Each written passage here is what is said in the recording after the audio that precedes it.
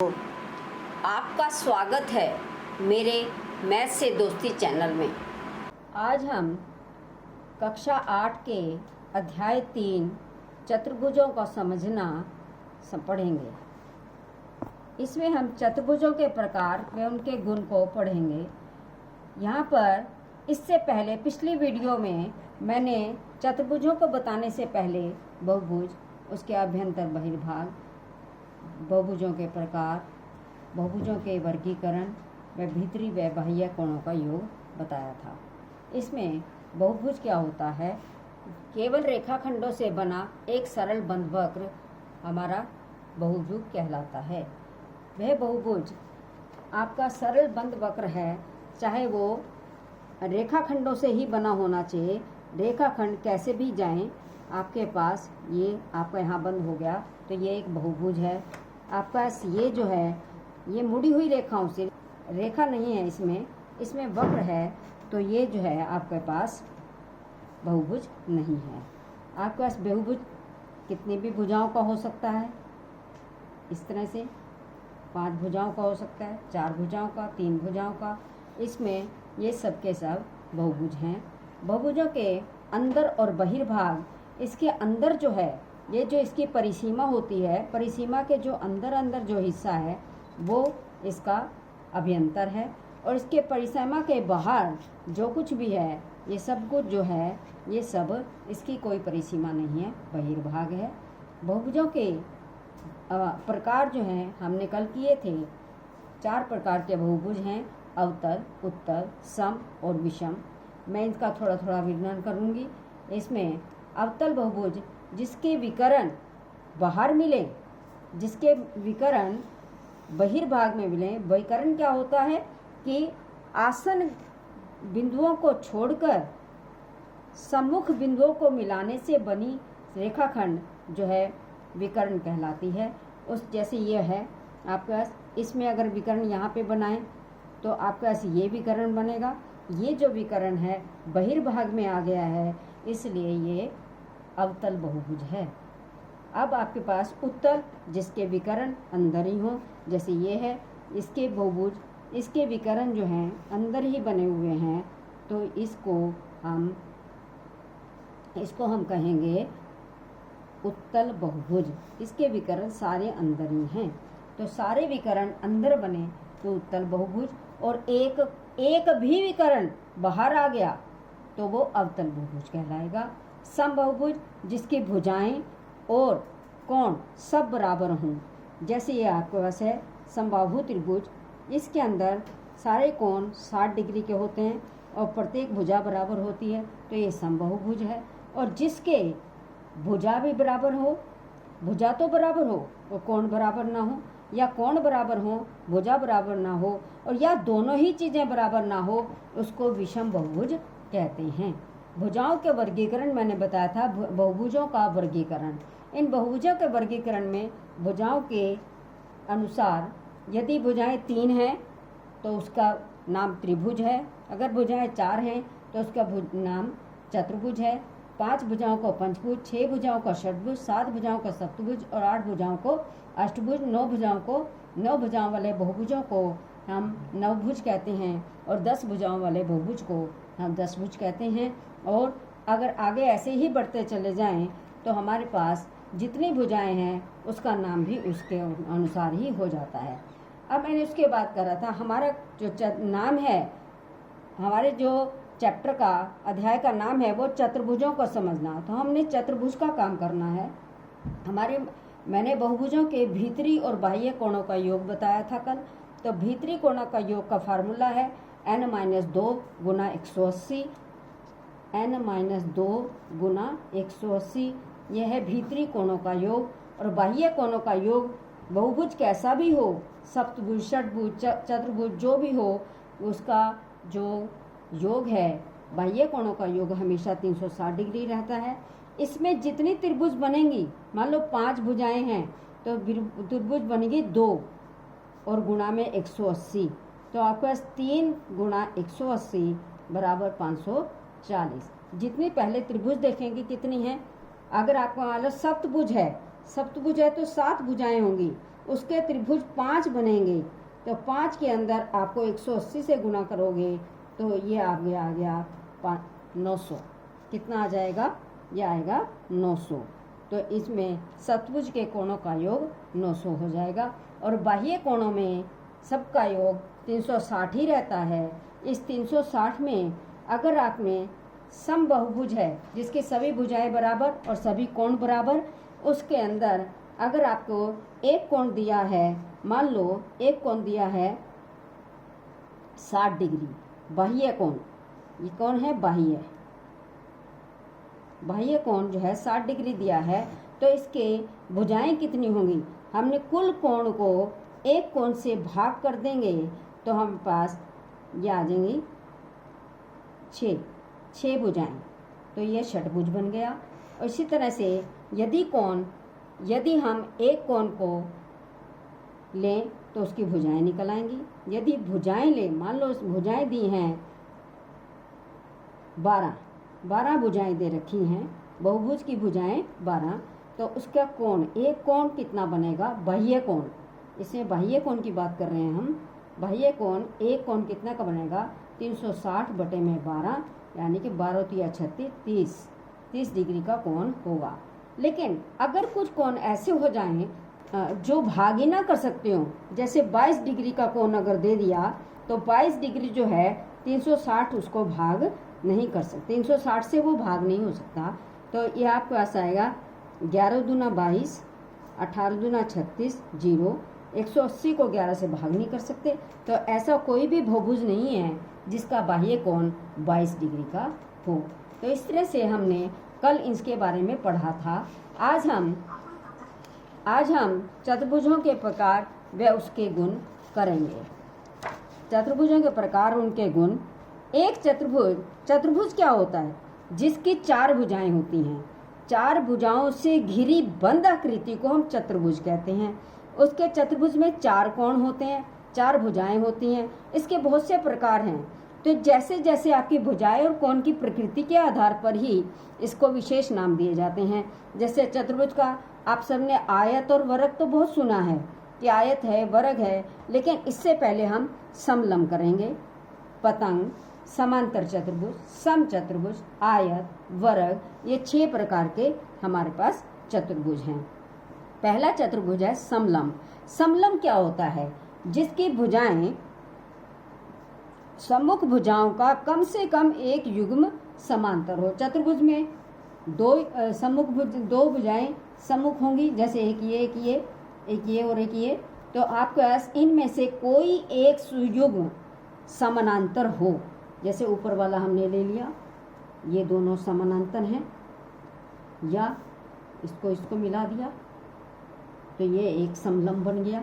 या फिर ये वाला समानांतर बन जाए तो इसको इससे मिला दिया तो ये भी आपका समलंब बन गया। समलंब में आपके पास एक जोड़ा जो है सम्मुख भुजाओं का समानांतर, बराबर जरूरी नहीं, समांतर होना चाहिए, कम से कम एक, तो उसको हम कहेंगे समलंब। समलंब में इन रेखाओं, समांतर रेखाओं का क्या मतलब है कि रेखाएं ऐसी हों जिसको बढ़ाने पर वो कहीं भी ना मिले। और यदि असमांतर भुजाएं हैं, जैसे ये और ये असमांतर भुजाएं हैं, ये असमांतर भुजाएं यदि बराबर हो जाती हैं तो उस समलंब का नाम हो जाएगा समद्विबाहु समलंब हो जाएगा। तो इस तरह से हमारे पास ये समलंब एक चतुर्भुज है, क्योंकि इसमें 4 भुजाएं, 1 2 3 4 भुजाएं हैं। तो ये समलंब है। चतुर्भुजों के प्रकार में पहला प्रकार समलंब में आता है। दूसरा है पतंग। पतंग तो आपने सबने देखी होगी। तो उस पतंग में अलग अलग आसन भुजाओं के युग्म बराबर हों। जैसे आपके पास ये एक चतुर्भुज ही बनाऊंगी मैं, इसमें आसन भुजाएं, ये और ये आसन भुजा है, ये और ये भी आसन भुजा है, ये और ये आसन भुजा जो है ये दोनों युग्म बराबर हों और ये दोनों युग्म बराबर हों। तो इसमें ये आसन भुजाओं के युग्म बराबर हों तो इसको पतंग कहेंगे। ये आपके पास इन दोनों को, या इसके अलावा ये भी हो सकते हैं, ये वाला युग्म इसके बराबर और ये वाली भुजा इसके बराबर। तो हमारे पास आसन भुजाओं के युग्म जब बराबर होते हैं तो इसका नाम पतंग कहलाता है। इसके जो विकर्ण हैं या सम्मुख भुजाओं सम्मुख बिंदुओं को मिलाने वाली रेखाखंड, ये और ये विकर्ण दोनों आपस में जहाँ मिलते हैं वहाँ पर 90 डिग्री का कोण बनता है। इनमें एक विकर्ण, जैसे यहाँ पर आपको स्पष्ट दिखाई देगा, एक विकर्ण तो समद्विभाजित होता है और एक विकर्ण समद्विभाजन करता है। एक विकर्ण दूसरे विकर्ण को बराबर भागों में बांटना, समद्विभाजक। समद्विभाजित का मतलब है समान दो भागों में बांटना। तो ये एक विकर्ण दूसरे विकर्ण को समान दो भागों में बांटता है। इसमें भी ये वाला विकर्ण इसको समान दो भागों में बांट रहा है, लेकिन दूसरा विकर्ण इसमें समान भागों में नहीं बांटता। जो विकर्ण समान भागों में नहीं बंटता उसके सामने जो भी कोण बनते हैं वो कोण भी आपस में बराबर होते हैं। तो असमान आसन भुजाएं, ये वाली असमान है आसन भुजाएं, ये वाली इसके बराबर है आसन भुजा, और ये आसन भुजा असमान है, ये दो असमान है। इन असमान भुजाओं के बीच में बने कोण या इन दोनों आसन भुजाओं के सामने सम्मुख बने कोण बराबर होते हैं। तो पतंग में हमारी तीन बातें हैं। पतंग में अलग अलग आसन भुजाओं के युग्म बराबर हैं और विकर्ण एक दूसरे को परस्पर लंब करते हैं, लंब पर संधिभाजित एक लंब पर मिलते हैं और एक विकर्ण दूसरे विकर्ण को संधिभाजित करता है। असमान आसन भुजाओं के सम्मुख कोण जो है वो बराबर होती हैं। ये आपके पास पतंग की क्वालिटीज़ हैं। अब आपके पास आ जाता है समांतर चतुर्भुज। तीसरी तरह का चतुर्भुज है समांतर चतुर्भुज। समांतर चतुर्भुज के अंदर नाम से ही विदित है समांतर चतुर्भुज, इसमें नाम से ही विदित है ये समांतर। समांतर मतलब भुजाएं समांतर, भुजाएं समांतर यानी दोनों युग्म समांतर, सम्मुख भुजाएं समांतर, दोनों युग्म, ये वाला इसके समांतर और ये इसके समांतर। समांतर को हम इस तरह से डिनोट करते हैं, ये इसके समांतर हो जाएगा, ये इसके समांतर।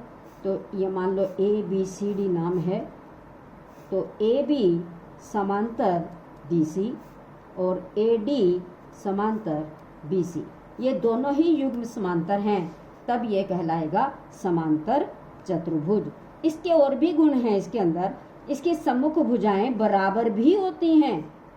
सिर्फ यही नहीं कि समांतर AB बराबर DC और AD बराबर BC, इसमें भुजाएं बराबर भी होती हैं और सम्मुख कोण भी बराबर होते हैं। कोण A कोण C के बराबर और कोण B कोण D के बराबर।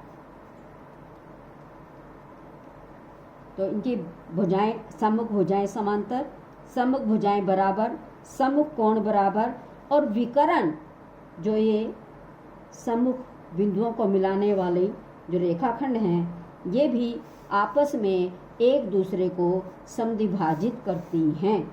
यानी कि अगर ये O पर मिलती हैं तो OA बराबर OC एंड OB बराबर OD होगा।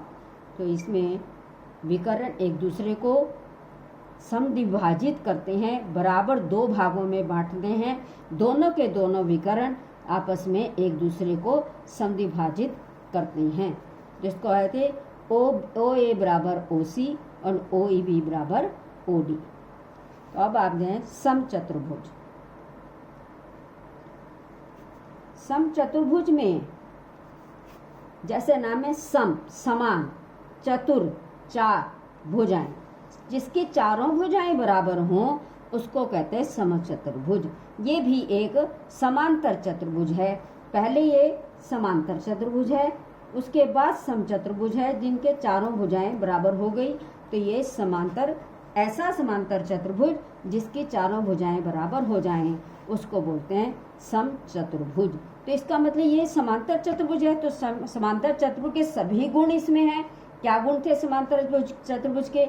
आमने सामने भुजाएं बराबर और आमने सामने की भुजाएं समांतर, आमने सामने के कोण बराबर और विकर्ण जो है परस्पर का मतलब आपस में एक दूसरे को समद्विभाजित करते हैं।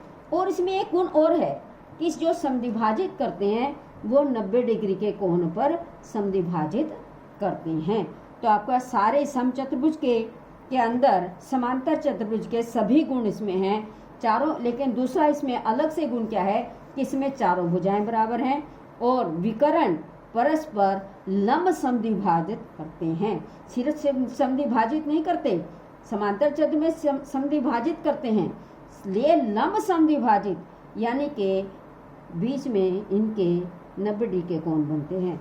तो प्रत्येक समांतर चतुर्भुज समचतुर्भुज है, लेकिन प्रत्येक समचतुर्भुज समांतर चतुर्भुज नहीं है।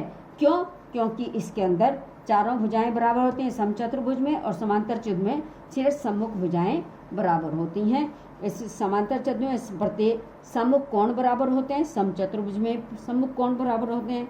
इसमें आपका विकर्ण एक दूसरे को समद्विभाजित करते हैं। समचतुर्भुज में समद्विभाजित तो करते ही हैं, वे लंब समद्विभाजित होते हैं। इसलिए कोई भी समचतुर्भुज समांतर चतुर्भुज है, लेकिन समांतर चतुर्भुज समचतुर्भुज नहीं है। अब आ जाओ आयत। आयत के अंदर आपने बहुत समय सुना हुआ, छठी में 7वीं में पढ़ा है आयत के बारे में, तो ज़्यादा जानते हो इसके बारे में। तो आयत क्या है? ये भी एक समांतर चतुर्भुज है।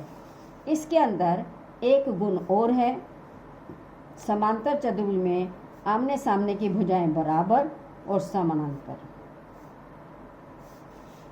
इसमें एक गुण और है कि विकर्ण जो हैं आपस में जहां मिलते हैं वो दो भागों में परस्पर समद्विभाजित करते हैं। और एक गुण और कि इसके विकर्णों की जो लंबाई है वो बराबर भी है। यानी अगर ये आयत ABCD है तो AC बराबर BD है, और इसमें चारों भुजाएं आमने सम्मुख भुजाएं बराबर भी हैं। वो समांतर चतुर्भुज में भी ऐसे ही है, समांतर चतुर्भुज में सम्मुख भुजाएं बराबर हैं, इसमें भी सम्मुख भुजाएं बराबर हैं। समांतर चतुर्भुज में सम्मुख भुजाएं समानांतर भी हैं, इसमें समांतर भी हैं। और साथ में एक गुण और कि इसके विकर्ण परस्पर विभाजित करते हैं और साथ में उनकी लंबाई बराबर भी होती है। और प्रत्येक कोण 90 डिग्री का होता है। ये कोण A, कोण B, कोण C, कोण D बराबर है 90 डिग्री, यानी कि समकोण।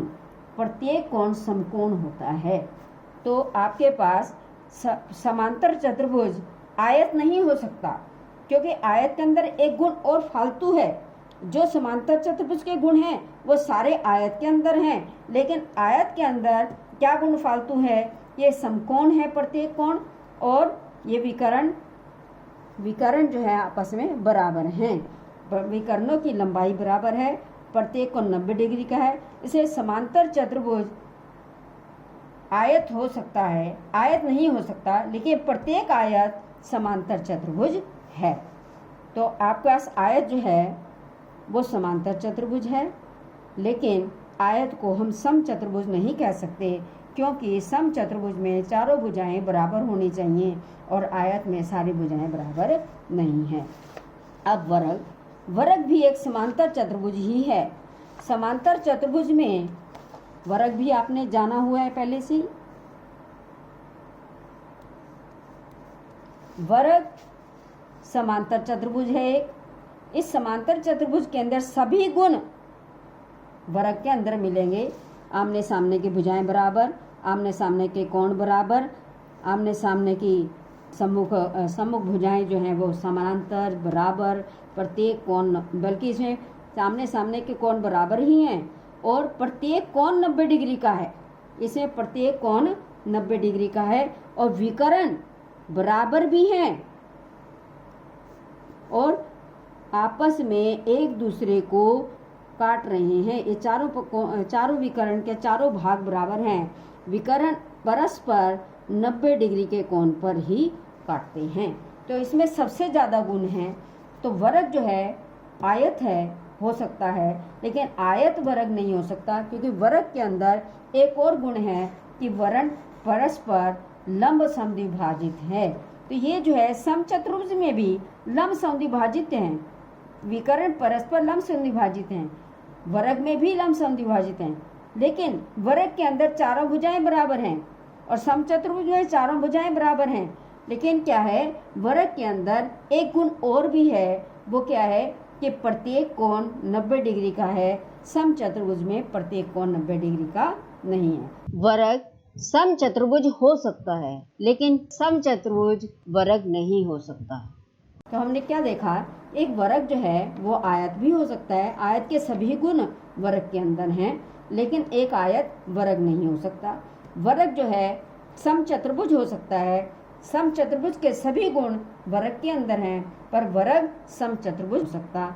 वर्ग जो है समांतर चतुर्भुज भी हो सकता है, क्योंकि सभी समांतर चतुर्भुज सभी गुण वर्ग के अंदर हैं, लेकिन समांतर चतुर्भुज वर्ग नहीं हो सकता, क्योंकि उसमें गुण अलग भी हैं। जो वर्ग है वो पतंग भी हो सकता है, लेकिन पतंग वर्ग नहीं हो सकती। जो वर्ग है वो समलंब भी हो सकता है, लेकिन समलंब वर्ग नहीं हो सकता। तो सभी प्रकार जितने भी चतुर्भुज के प्रकार हैं सब वर्ग के अंदर आ जाएंगे। तो वर्ग जो है इन सबको कवर करेगा, इन सब कुछ हो सकता है, वर्ग समलंब पतंग समांतर चतुर्भुज समचतुर्भुज आयत सब कुछ हो सकता है, लेकिन ये सारे के सारे वर्ग नहीं हो सकते, क्योंकि इनमें गुण ज़्यादा हैं। इसलिए आयत जो है वो समांतर चतुर्भुज हो सकता है, लेकिन समांतर चतुर्भुज आयत नहीं हो सकता।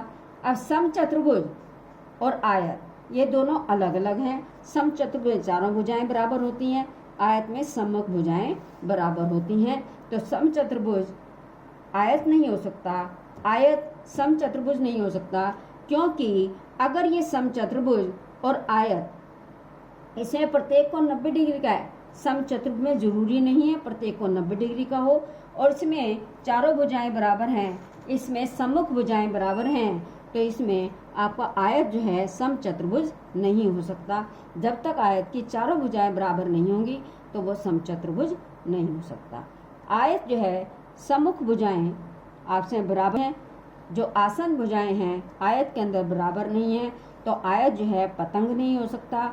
आयत जो है आपका समलंब हो सकता है, क्योंकि समलंब में एक ही युग्म समांतर चाहिए, भुजाओं का सम्मुख भुजाओं का एक युग्म समांतर, इसमें तो दोनों युग्म समांतर हैं, इसलिए आयत जो है समलंब हो सकता है, लेकिन समलंब आयत नहीं हो सकता। इस प्रकार चतुर्भुजों के प्रकार सभी भुजाओं और कोणों की प्रकृति के आधार पर ही इनके विशेष नाम दिए गए हैं।